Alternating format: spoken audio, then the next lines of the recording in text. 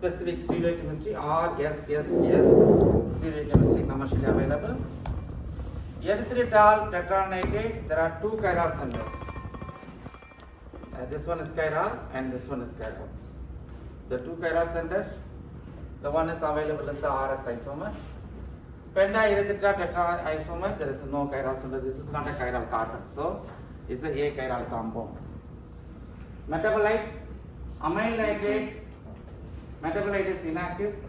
Nitroglycerin, metabolite is inactive. Isosorbide dinitrate, the metabolite is active. There are two possible metabolites. One we get a 2-isosorbide mononitrate, that is an inactive metabolite, and then other one we get a 5-isosorbide mononitrate, that is an active metabolite. So 2-isosorbide mononitrate is inactive metabolite, 5-isosorbide mononitrate is active metabolite. Erythritol tetranitrate, that metabolite is inactive, and pentaerythritol tetranitrate metabolite is inactive. Okay. So metabolism, most of the compounds undergoes first pass metabolism. So that is with glutathione nitrate reductase. To avoid first pass metabolism, is recommended for the sublingual. Sublingual, there is no first pass metabolism, and the transdermal also we don't get a first pass metabolism. So that's why one reason the sublingual is good for fast onset of action, and also it avoids the first pass metabolism. Excuse me, sir. Yeah. This phosphor, is it phosphoric metabolism or whatever? I don't get it clearly. About the morphology, what you are talking about the metabolism, but I don't get it clearly. Is it Yeah. first pass? First pass metabolism. Oh, okay. So first pass metabolism, before you get a therapeutic event, the drug gets metabolized. So when the compound undergoes first pass metabolism, you lose the pharmacological activity. Okay, that's not the regular metabolism, first pass. So when you take a oral tablet, when the drugs goes to blood circulation, after that you get a pharmacological activity, then it comes for metabolism. But when you take a tablet, there are metabolic enzyme, the GIT. So before it gets absorbed, it is metabolized. So that is the first pass. So when you, in such case, when you take a sublingual tablet, that tablet is absorbed directly blood circulation, it's not going to GIT. So to avoid that. Okay. So next one is the calcium channel blockers, dihydropyridines. There are three compounds, dihydropyridine, and nifedipine, nicardipine, and amlodipine, and benzothiazepine. That's a diltiazem. R-alkylamine, that is a verapamil. We have the details in all together in one slide. The interaction we have a separate slides, and next after the table we have one more slide. All the details are combined. So the structure is nifedipine, amlodipine, and nicardipine. So nifedipine, what we have is pyridine. When you have a aromatic ring with 3 double bond, that is a pyridine. So one double bond is removed, that's why we call it dihydropyridine analog. Amlodipine is a dihydropyridine because one double bond is missing. Nicardipine and dihydropyridine, the double bond is missing.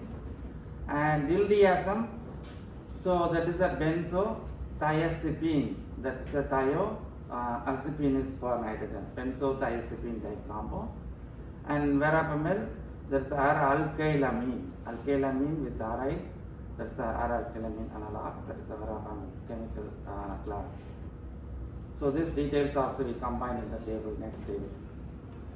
So this table is very important, and we have a nifedipine, nicardipine, amlodipine. Those all are same chemical structure. That pyridine with one double bond is missing, that's why dihydro means the double bond is missing. Dihydropyridine. So dihydropyridine. Benzo, that is the benzene part. Thia means sulfur, and acetine is the 7-member ring with nitrogen is called acetine. So that's a R-alkylamine type compound. And chirality, all those, the nifedipine is not a chiral compound. There is no chiral center in the molecule. And nicotine has one chiral center. So that's a chiral carbon.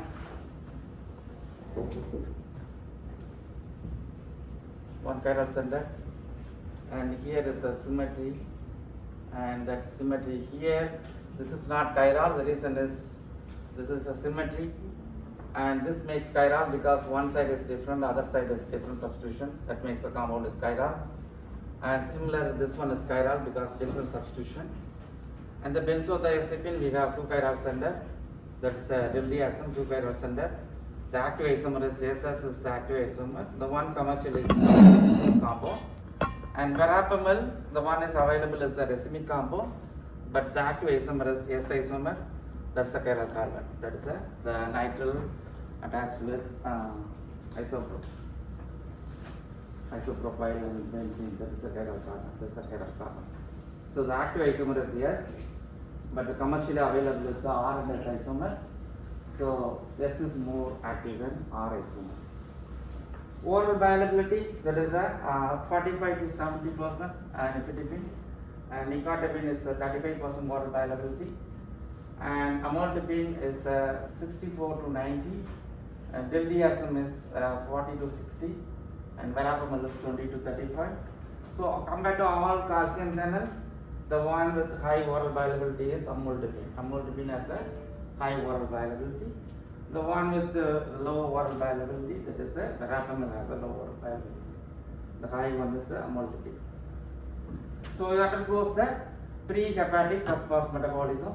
That's the reason we get a low oral bioavailability. That's undergoes for the metabolic first pass metabolism with cytochrome 3A4. 3A4 is the available in the intestinal tract. So the compound gets metabolized before it reaches to the blood circulation. Nifedipine is a metabolite is inactive, it's not active metabolite. Nicotine inactive metabolite, and amlodipine also inactive metabolite. And diltiazem, we have a des-acetate metabolite. So the removal of this acetate group, that's a des-acetate metabolite. The des-acetate metabolite is 25 to 50% activity compared to the parent compound. So compared to diltiazem, des-acetate metabolite, des-acetate diltiazem is 25 to 50% pharmacological activity. Verapamil undergoes for the metabolism, and there are two possible metabolites. One is N-demethylation. So N-demethylation is removal of this methyl group, N-demethylation. Then once we remove the methyl group, that is the N-demethyl verapamil, we call it as a NOR-verapamil. So NOR-verapamil has a 20% pharmacological activity compared to verapamil. O-demethylation, that is the removal of this methyl. O-demethylation, we get a hydroxyl group. So the O-demethylated metabolite is an inactive metabolite. So N-demethylated metabolite is NOR-verapamil, is active metabolite, and O-demethylated metabolite is an inactive metabolite for verapamil. So duration of action,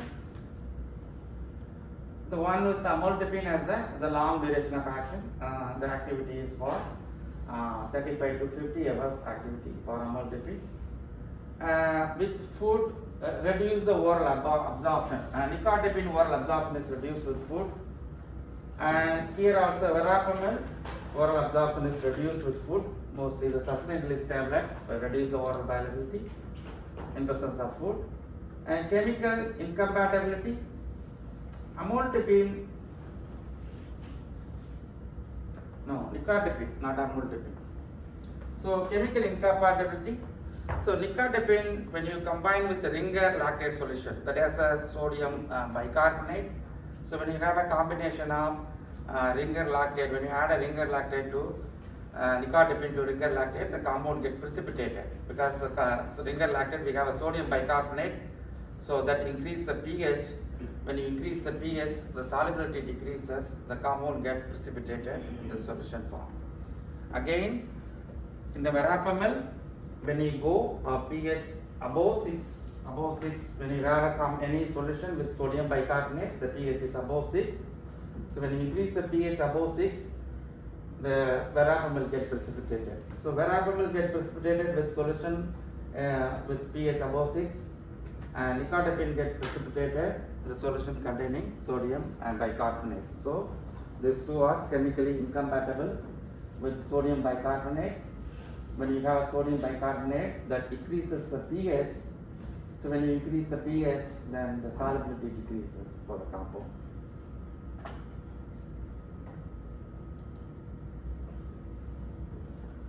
Drug interaction. So when you have a calcium channel blockers, any calcium channel blockers, nifedipine, nicotine, LDSM, or any calcium channel blockers with cytochrome 3A4 inhibitors that increase the area under the curve 100 to 200 fold.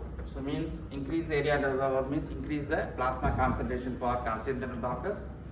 So you get a toxicity for calcium channel blockers. Okay. So what will happen when you increase inhibitor 3A4? Why when you inhibit 3A4 that increase the plasma concentration of calcium channel blockers?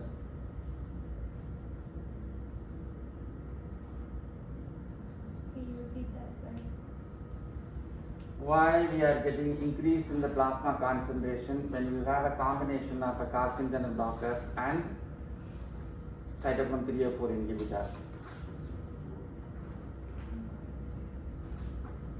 Because when you block something, things increase, right?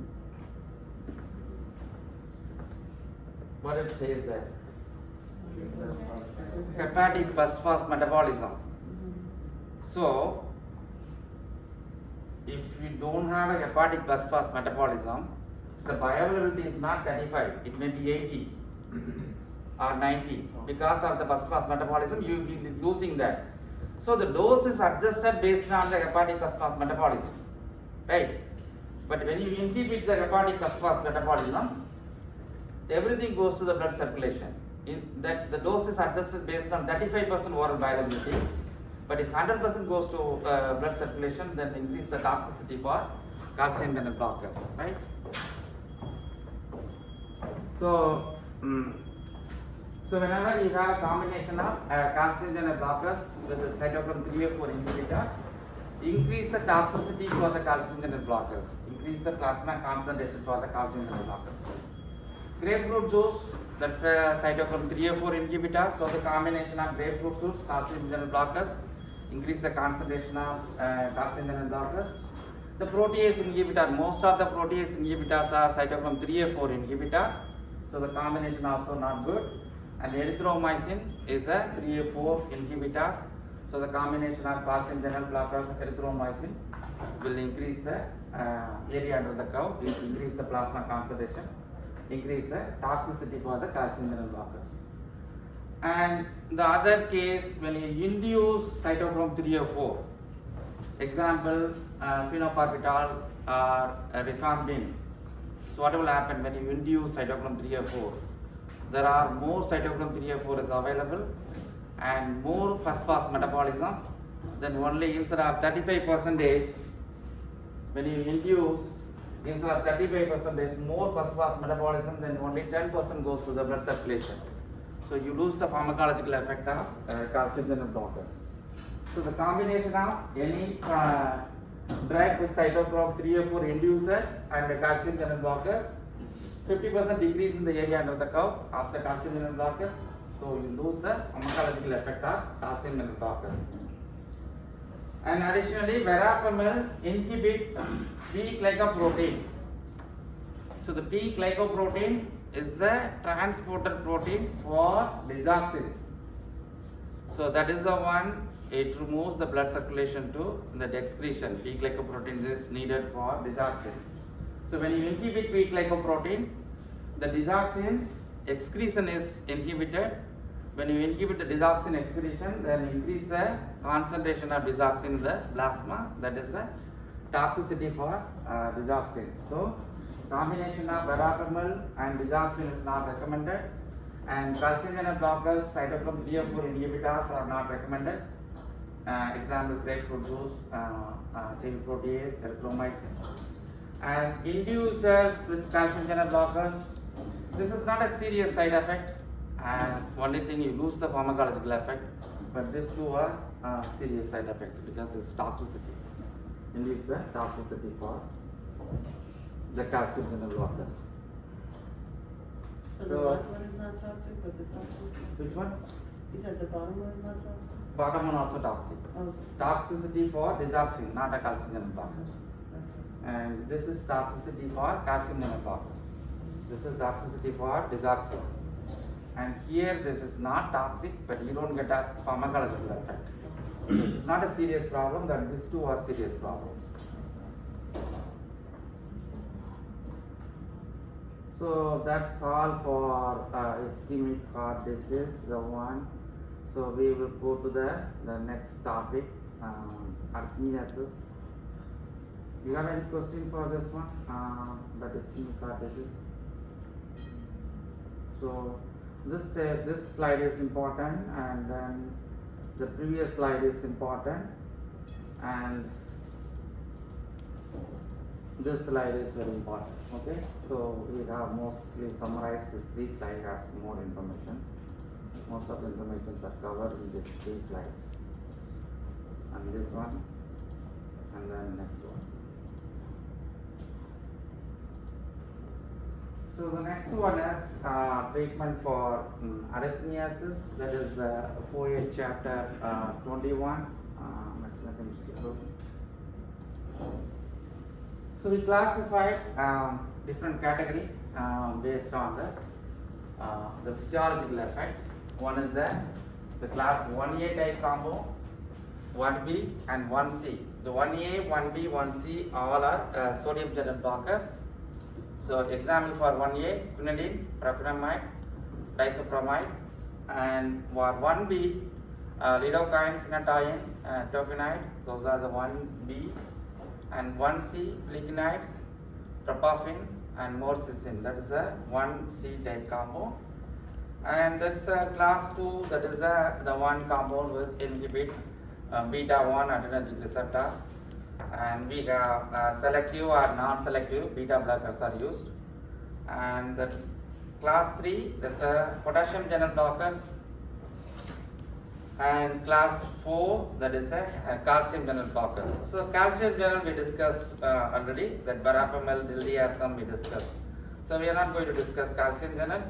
So we will discuss potassium channel, and the adrenergic receptors we discussed in the introduction to medicinal chemistry, those compounds, but we will discuss again only two compounds, propanolol and sotalol, and the remaining compounds are sodium channel blockers. That is a 1A, 1B, 1C type compound. So the first compound, 1A antiarrhythmic drugs, is a quinidine. So quinidine is a natural compound and isolated from a Cinchona officinalis. So when you have a natural compound with the nitrogen atom, we call it as an alkaloid. So quinidine classified as alkaloid and isolated from the Cinchona part. There are two diastereoisomers are there. One is called quinine, other one is the quinidine. Both are diastereoisomers. So the quinine is used for malaria, and quinidine is used for the treatment of arrhythmias. So both compounds have the same chemical structure, but the only difference is the stereochemistry. So quinine has a different stereochemistry, and quinidine has a different stereochemistry. So the one is useful for the treatment for malaria, and the other one is for arrhythmiasis. And quinidine, we have two cyclic rings.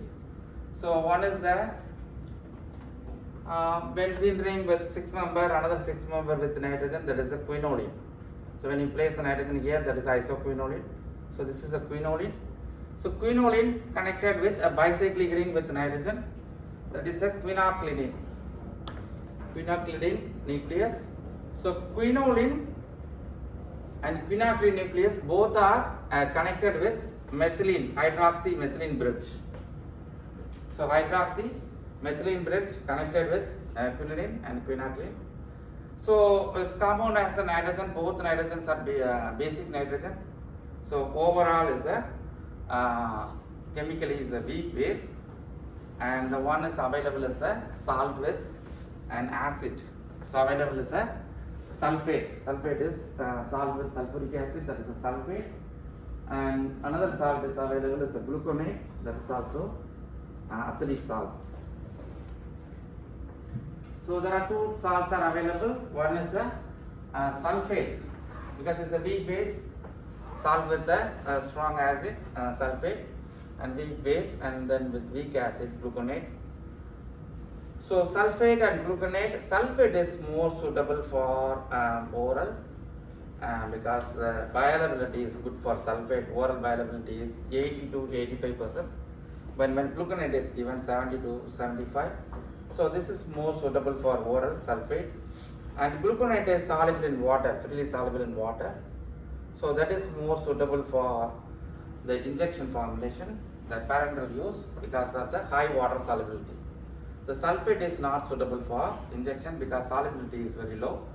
So the gluconate, quinidine gluconate is recommended for parenteral formulation. Again, this undergoes for the first pass metabolism and with 3A4, and the possible metabolic reaction, O demethylation, the methyl group is cleaved here. When you cleave the methyl group, you get a hydroxy group. So O demethylation, we get the hydroxy quinidine. Okay, O demethyl quinidine. That O demethyl quinidine is an active metabolite. It has a 1/3 of activity compared to the parent compound. So quinidine and digoxin, we have a drug interaction because quinidine is the substrate for beta-glycoprotein. So when you have a combination of digoxin and quinidine, that increase the plasma concentration of digoxin, that is increase the toxicity for digoxin, not for quinidine. Proconamide. So proconamide is a amide type compound. We have another compound is called procaine. So procaine is a ester. So we have oxygen instead of NH, we have oxygen, that is a procaine. Procaine is a ester, but the procaine is not active orally because the esters are not very stable.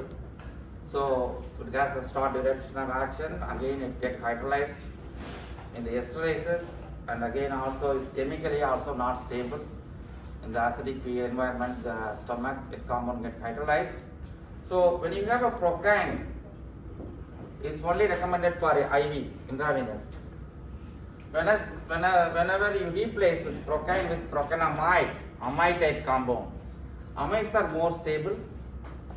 So when you are replacing with ester with an amide, then amides are enzymatically and chemically more stable and suitable for oral. Okay. So with ester is not suitable for oral, chemically and enzymatically not stable. When you have oxygen here, when you replace oxygen with an amide, and the compound is chemically and enzymatically more stable and good for oral. Okay, so orally active compound. 70 to 80% dose is available. Bioavailability is 70 to 80%. The half-life is 3.5 hours, and there's half of the dose is excreted unchanged. That's a parent compound, and the remaining dose is metabolized, and we'll get a proconamide, which includes para-aminobenzoic acid, N-acetyl proconamide. So that is a possible metabolite. The acetylated metabolite is also active. So what is possible that this amine, here you can attach acetyl group. So the acetate metabolite, the acetylation metabolite is active. The other one is para-aminobenzoic acid. So para-aminobenzoic acid is hydrolyzed. Peptidase can hydrolyze this peptide bond. So we get this fragment as a metabolite, para-aminobenzoic acid, that is an inactive metabolite, and that N-acetyl proconamide, that is the acetylation of that aromatic amine. We get an N-acetyl acetylated metabolite, N-acetyl proconamide, that is the active metabolite.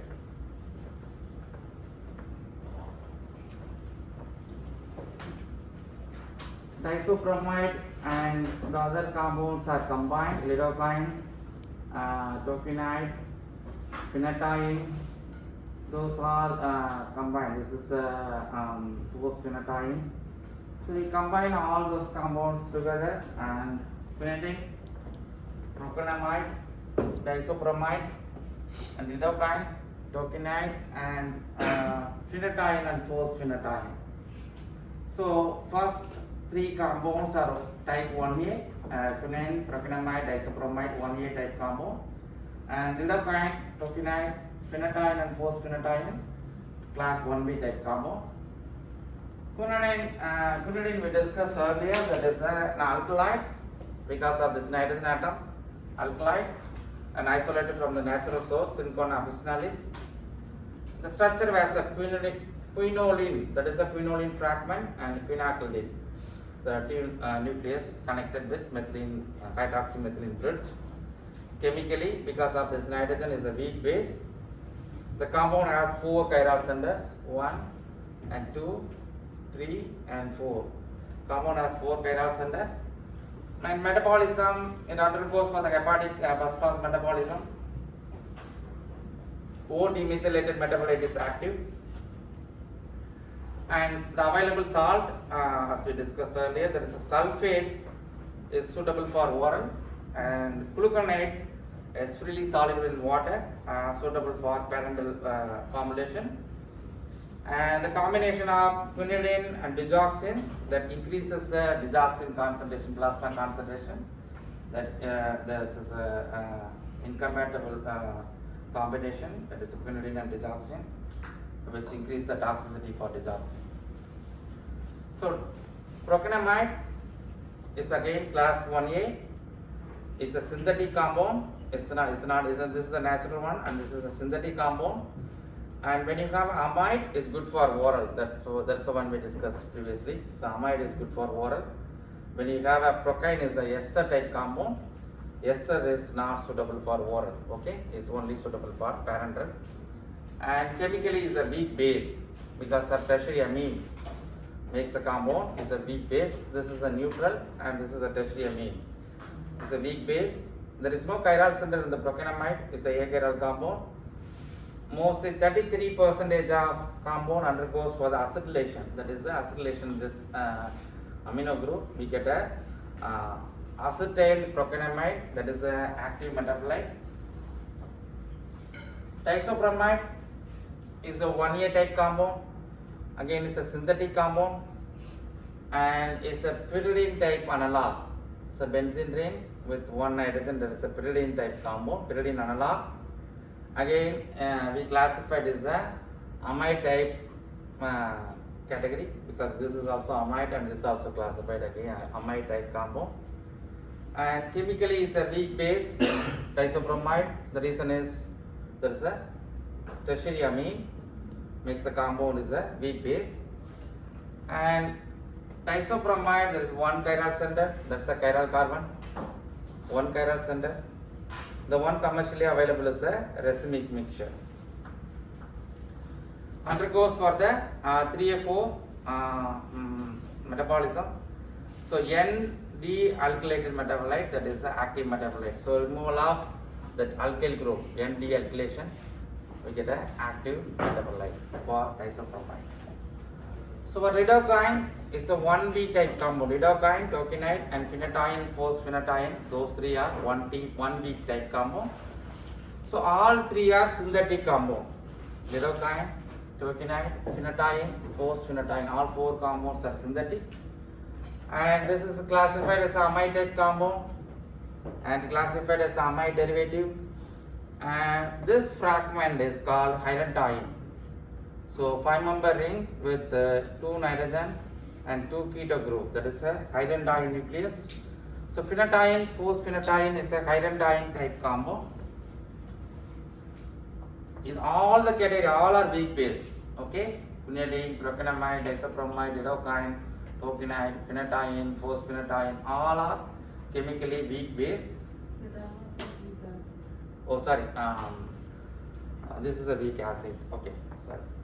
Because of the phosphinic acid we attach, and here also this nitrogen is weak acid.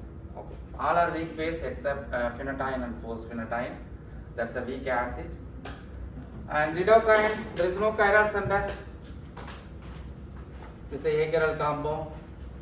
Tokenide, there is a chiral center here. This is the chiral carbon. So one chiral center, the commercially available is the racemic compound. Here also one chiral center, the commercially available is the racemic compound. And the R isomer is more active than S isomer. Phenadiene, phosphenadiene, both are achiral compound. There is no chirality in the molecule. And the metabolism, lidocaine undergoes for the phosphorus metabolism. Cytochrome 3A4 and 2D6. So the compound is not stable, only suitable for injection. Lidocaine is not good for oral, it's only suitable for injection. And the possible metabolism N-deethylation, that is the active metabolite. So that one of the ethyl group is cleaved here, that is the N-deethylation, that is the active metabolite of lidocaine. Tokenide is the analog of lidocaine. So the lidocaine metabolite, chemically they modified. So the tokenide is discovered based on the idea they got from the metabolite of lidocaine. So chemically modified metabolite of lidocaine is considered as a tokenide. So alpha methyl analog of the lidocaine metabolite, that is a tokenide, that is as a slow metabolism. So the chemically they modified this side. So when they modified, instead of the tertiary amine, they changed to primary amine and methyl. That makes the compound is more stable. This is not stable for oral, and this is suitable for oral because of the chemical modification. Makes the compound suitable for oral.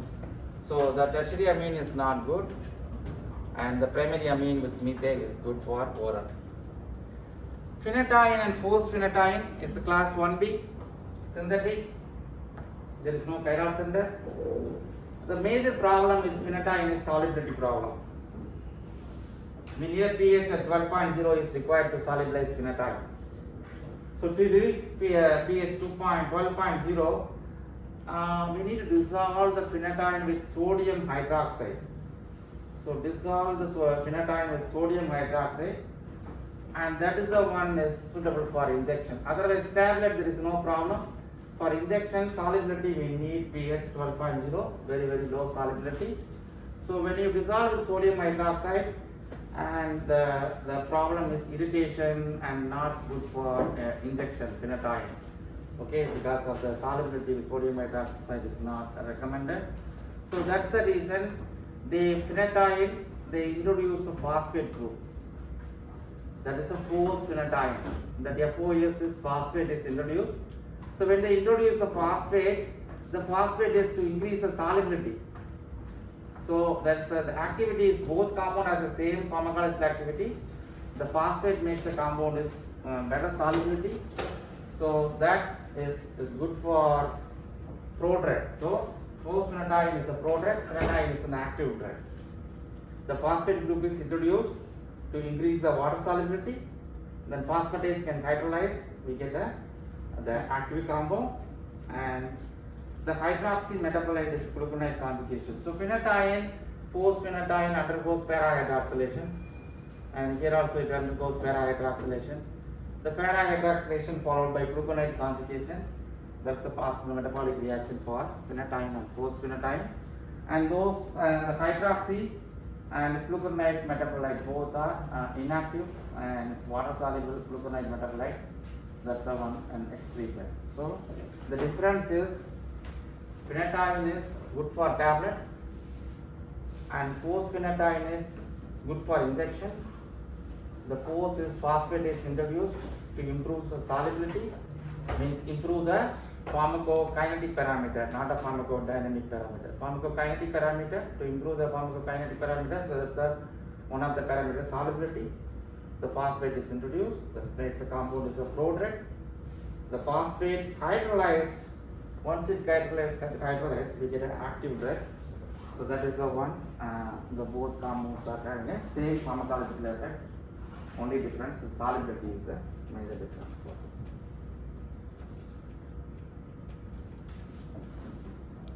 Fliginide,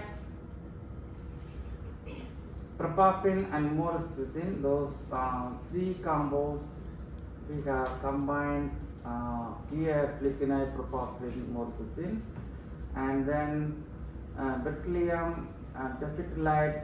Those three compounds, those are potassium channel blockers. Those details were combined in the table. The one is not combined in the table is a class 2 type compound, that is a beta blockers. There are two compounds this category. One is a propranolol, so such a propranolol, and sotalol, that's the second one. And both compounds are non-selective. So non-selective beta adrenergic blocker. So it acts on both beta 1 and beta 2. There is no selectivity. Both are non-selective compound. And this also a non-selective beta blocker. And chemically there is a methane sulfonylide type compound, and the one with sotalol attached with. So methane sulfonylide type compound, and that's also non-selective. And this propranolol is a naphthalene fragment is attached here, so it's a non-selective. So both compound has one chiral center. The hydroxyl is the chiral carbon, and this hydroxyl is the chiral carbon. So both compound we have one chiral center. The one commercially available, both are racemic compound, not a pure compound. Propranolol is available as a racemic compound, and sotalol is available as a racemic compound. Both are available as racemic compound. One chiral center, and both compound has a secondary amine. So that is a secondary amine, and this is also secondary amine. Propranolol and sotalol both, there is a difference in the bioavailability. Sotalol has a good oral bioavailability. Oral bioavailability is 90 to 100% oral bioavailability, whereas propranolol oral bioavailability is only 30% oral bioavailability. When you have the sustained release, the long-acting tablet, has only 9 to 18% oral bioavailability, whereas this one has a good oral bioavailability, almost 90 to 100%. Off-life propranolol is 3 to 5, only the short duration of action, and the long-acting tablet has 8 to 11 hours, whereas sotalol has a long duration of action, 12 hours, and the protein binding is 0, and here is protein binding is 90, and mostly metabolized by hepatic metabolism, that is a propranolol, and sotalol is not metabolized, excreted as a parent compound. This one not undergoing for any metabolic reaction. And this potassium channel blockers we combined, and then the last one, and this slide is important. Flecainide, propofin, and morcin, those three are class 1C type compound, and that class, this is sodium channel blockers, right? So berkelium, terphthalate, those are class 3 type compound, and chemically is a benzamide. So benzene with amide functional group. So benzamide functional group, and chemically is a propiophenone. So that is a propiophenone. That is a fragment of propiophenone. And this is the phenothiazine type compound, morcin. So there is a 3-member ring with 3 benzene ring. The middle ring sulfur and hydrogen. That's the phenothiazine. And berkelium, this is a quaternary amine type salt, quaternary ammonium type salt. That is a quaternary ammonium salt, always positively charged type compound. And terphthalate is bis methane sulfonylide. So sulfonylide, methane sulfonylide type compound. And tron is a benzofuran type compound. This is a benzene and furan. It's a combination of furan and benzene. It's a benzofuran type compound. It's a weak base. That's a secondary amine, weak base. And this is also weak base, secondary amine, weak base. And this is also weak base. It's a tertiary amine, weak base. And this is also weak base. It's a quaternary amine, It's a weak base. Is we classified as amphoteric because of the sulfonamide is acidic. Sulfonamide is acidic, and tertiary amine is weak base. So acid and base, amphoteric. And the fensopiron is amphoteric because of the tertiary amine and sulfonamide, acid and basic, amphoteric. Chirality and flecainide has one chiral center, that's a chiral carbon, one chiral center, and propafin has one chiral center, that's a chiral carbon, and morcicin there is no chiral center, is a achiral compound, and beryllium also achiral compound, and phytolite is achiral, the last one also there is no chiral center, all are achiral. So only these two are chiral with one chiral center. Flecainide mostly metabolized with 2D6, propafin also 2D6, and morcicin is 1A2, metabolized with 2D6, 1A2. It's not going for metabolism, it's excreted unchanged. The quaternary amine is freely soluble, this is no need of metabolism, it's freely soluble and excreted. And phytolite is N-dealkylation or N-oxidation, that is a possible metabolism. So the removal of methyl here, that is the N-dealkylation, and followed by N-oxidation. When you remove the methyl and when you add oxygen here, that is N-oxide. So that's a possible metabolic reaction. And the benzofuran analog, that's metabolized with 3A4, N-debutylation. So N-debutylation is, that's a butane. Removal of butane, that is N-debutylation. And that's the active metabolite. N-debutylation metabolite is active metabolite. Bioavailability, propafin bioavailability is 100% bioavailability, and the phytolite bioavailability is 96 to 100%, and tron is bioavailability is only 15% bioavailability, and is recommended high fat meal is recommended. So with high fat meal the bioavailability is 15%, and if the regular meal the bioavailability even less than 15%. So it's recommended to take with the high fat meal. So that helps for the solubility. So that's the one required for the oral bioavailability for tron.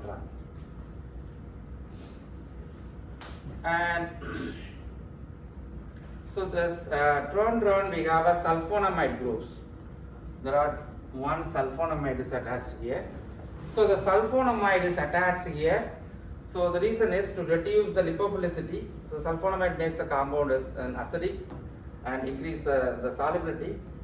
So to reduce the lipophilicity means increase the hydrophilicity and also reduce the neurotoxic effect. So when the sulfonamide is introduced to reduce the neurotoxic effect, and there is no iodine attached because the parent molecule is amiodarone, that is the iodine is there. Amiodarone, we have iodine. So those two iodines are removed here. There is no iodine. So this reduce the toxic effect on thyroid. So there is no toxic effect on thyroid, and reduce the lipophilicity. When you reduce the lipophilicity means increase the hydrophilicity. The compound is reducing the neurotoxic effect. The toxicity is decreases. So the sulfonamide is reduce the neurotoxicity, and the iodine is removed because there is no toxicity on the thyroid gland. So that is the comparison. This compound is derived from that amiodarone. That amiodarone and tron, those two are similar analog. So they removed the iodine and added the sulfonamide to minimize thyroid toxicity, to minimize the neurotoxicity effect. Professor, before you turn the page, I couldn't see when you were pointing to, you said profono. No, like where's the group that makes it, the structure you was pointing to it, but I couldn't see it because you were Propafin. Yeah. So there is a chiral center, one chiral center, and secondary amine, weak base, propiophenone. So that is the 1, 2, 3. Propane. Phenone is, propiophenone is ketone, that ketone, right? The phenone, propiophenone is, this fragment is called propiophenone. And this secondary amine makes the compound is a weak base, and this secondary hydroxyl group makes the compound is chiral, one chiral center. Okay, thank you. So next class there is no additional material. We will review these topics. Questions answers we will discuss next class. Okay.